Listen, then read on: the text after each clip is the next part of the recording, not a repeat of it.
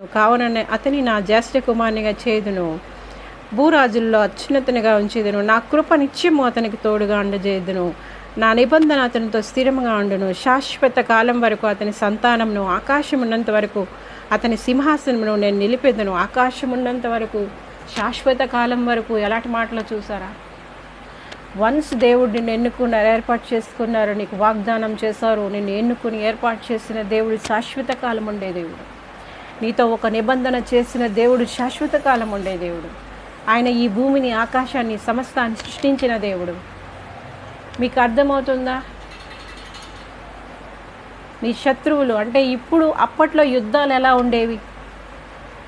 అయితే ఆ గొలియాతు అందరినీ ఛాలెంజ్ చేస్తూ ఉన్నప్పుడు ఇంకా ఎవ్వరు కూడా ఈయనేంటి నాన్న ఈ యొక్క దావీదికి తీసుకెళ్తారు. ఏం చెప్తారంటే,